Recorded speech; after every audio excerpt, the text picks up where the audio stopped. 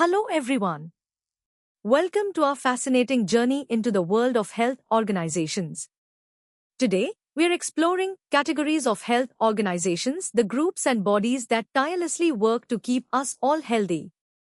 From your local clinic to global giants, these organizations are vital.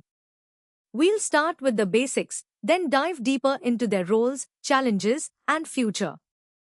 Get ready to discover how our health is protected and promoted. Let's begin with the easy level. Ever wondered who keeps our communities healthy? Health organizations are simply groups dedicated to making sure people stay well, prevent sickness, and get help when they're ill. They're super important because they provide medical care, teach us about healthy living, and fight against diseases that can harm many people. Think about it, without them, who would give you vaccines or tell you how to avoid getting sick? These organizations come in different sizes based on how wide their reach is. We have local organizations, like your neighborhood clinic, focusing on your specific town. Then there are national ones, such as a country's health ministry, looking after everyone in the whole nation. And finally, international organizations, like the WHO, tackle health problems affecting people across the entire world, coordinating efforts globally. Time for some quick questions to check your understanding. Pause the video and try to answer these. First, give 2 examples of services provided by health organizations. Second, name the 3 main categories of health organizations based on their scope. And third, which type of health organization would typically handle a health campaign for a small town? Think carefully. Now, let's step up to the medium level and explore these categories in a bit more detail. At this level, we define health organizations as formal bodies that promote, protect, and restore health for everyone. Their main goals include stopping diseases before they start, encouraging healthy lifestyles, providing medical care, conducting important research, and even creating health policies. They are the backbone of a healthy society, ensuring comprehensive care from prevention to treatment. Local health organizations are your community's frontline. They offer basic checkups, run vaccination drives, ensure local sanitation, and educate people in your area. National organizations, on the other hand, manage health across the entire country. They set national policies, track diseases like TB or malaria, regulate medicines, fund research, and respond to nationwide health emergencies, like the Ministry of Health does in India. International health organizations are the global guardians. They set worldwide health standards, coordinate responses to global pandemics like COVID-19, provide humanitarian aid, and support health systems in developing countries. Think of the WHO as the world's health leader. All these levels are connected. International bodies guide, national ones implement policies, and local ones deliver care, forming a powerful network for public health. Ready for some medium-level questions? Pause the video and consider these. First, how do local and national health organizations differ in their primary focus? Second, what are 2 specific functions of the World Health Organization? Third, why is coordination between these different levels so crucial? Fourth, name 1 national health organization in India and its role. And finally, how do local health organizations specifically contribute to community well-being? Alright, let's challenge ourselves further with the hard level. Time to analyze and connect the dots. At this level, we look beyond just scope. We categorize health organizations by how they're run and funded. Governmental organizations, like WHO or national ministries, are state-funded and have official mandates.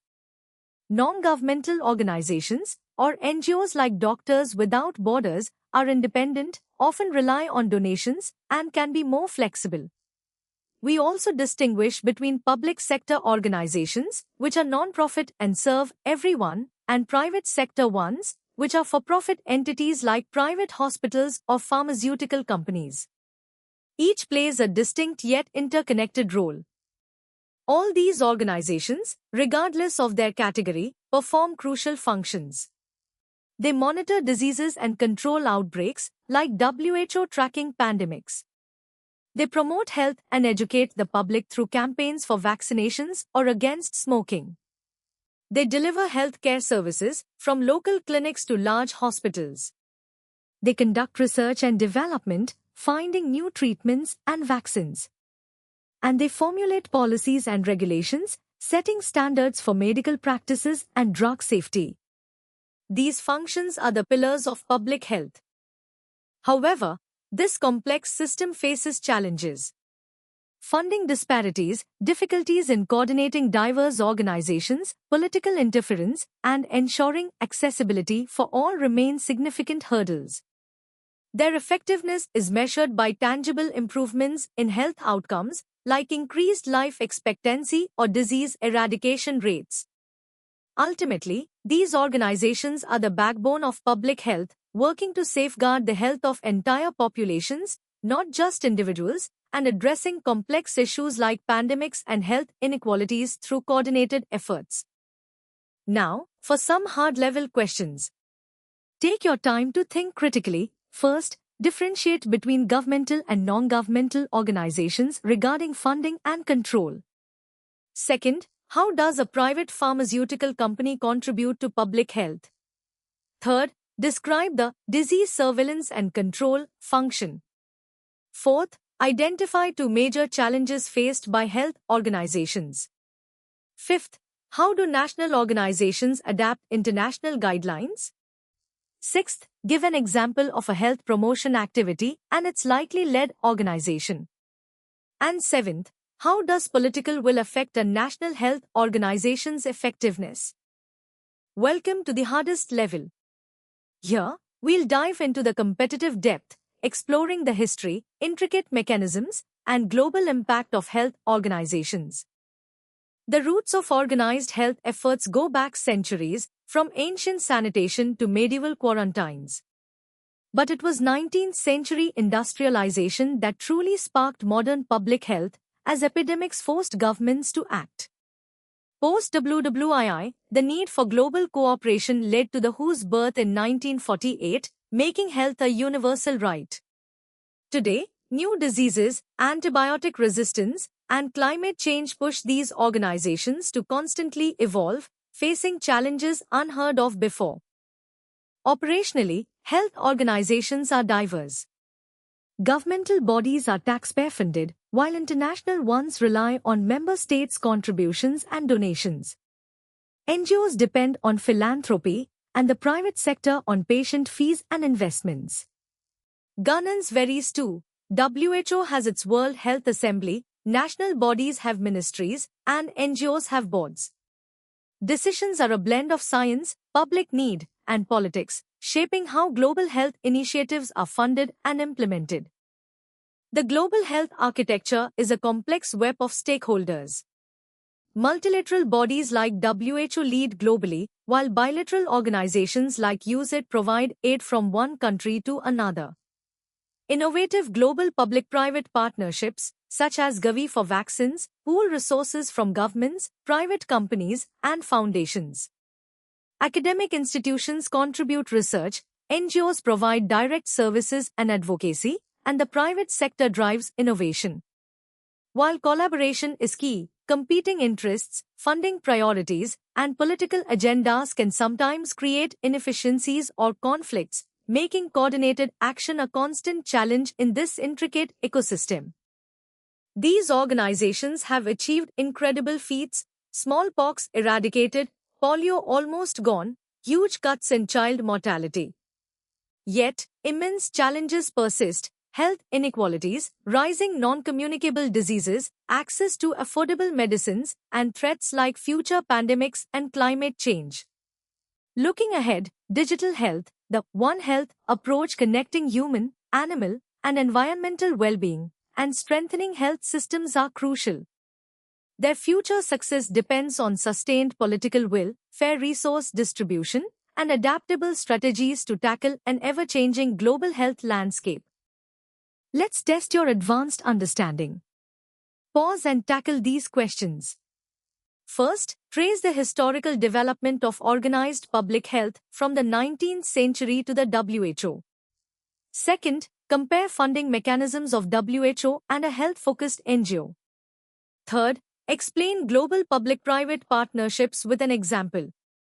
Fourth, how does the One Health approach influence health organizations' strategies? And fifth, identify and elaborate on two significant persistent global health challenges. Continuing with the hardest level questions, challenging your critical thinking. Pause the video. Sixth, how do academic and research institutions uniquely contribute to global health? Seventh, analyze potential conflicts between multilateral and bilateral organizations during a crisis. Eighth, how can digital health revolutionize local health organizations' operations? Ninth, evaluate whose effectiveness is primarily determined by member states' political will. And 10th, describe whose governance and how it facilitates global health decision-making. And that brings us to the end of our deep dive into categories of health organizations. We've explored everything from local clinics to global giants, understanding their crucial roles from basic care to complex global challenges. Remember, a healthy world depends on these dedicated organizations and their interconnected efforts.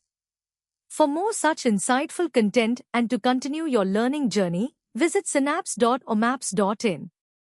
Don't forget to like this video, share it with your friends, and subscribe to our channel for regular updates. Keep learning, keep exploring, and stay healthy.